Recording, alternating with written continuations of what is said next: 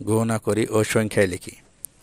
অর্থাৎ আমাদের গণনা করতে বলছে এবং সংখ্যায় লিখতে বলছে। তো এখানে ছক দেওয়া আছে, ছয় কি আছে দেখো, একক, দশক, শতক, হাজার, অযুত, অযুত পর্যন্ত আছে। তাহলে আমরা গণনা করি, অযুত কয়টি আছে? একটি। একটি অযুত কত? 10,000।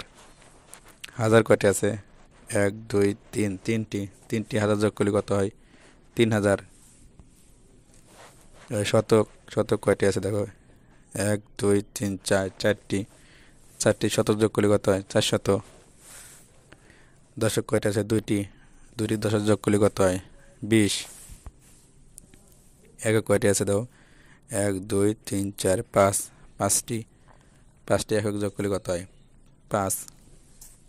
এবার আমরা মোট যোগ করবো, দেখো মোট যোগ করলে কত হয়? দেখো এই 5 শূন্য শূন্য শূন্য যোগ করলে কত হয়? 5 5 হবে। এই 2 শূন্য শূন্য যোগ করলে কত হবে? 2 2 হবে। 4 শূন্য শূন্য যোগ করলে 4 4 হবে। 3 শূন্য যোগ করলে 3 3 হবে। 1 1ই বসবে। শূন্যর সাথে যে সংখ্যা যোগ করবো আমরা, সেই সংখ্যাটাই হবে। তাহলে এখানে সংখ্যাটি কত হলো দেখো, একক, দশক, শতক, হাজার, অযুত। এখানে কিন্তু অযুত পর্যন্ত আছে। আমরা কিন্তু অযুত বলি না, আমরা কি বলি? অযুত সমান কত? 1 অযুত সমান 10,000।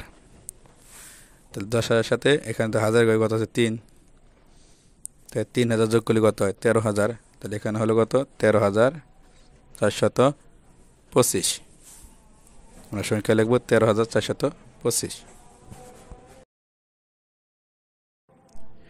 প্রিয় ভিউয়ার্স, তৃতীয় শ্রেণীর অঙ্ক বিষয়ে ধারাবাহিক ভিডিও পেতে আমাদের চ্যানেলটিকে সাবস্ক্রাইব করে রাখুন এবং আপনার মূল্যবান মতামত কমেন্টের মাধ্যমে জানিয়ে দিন। ধন্যবাদ।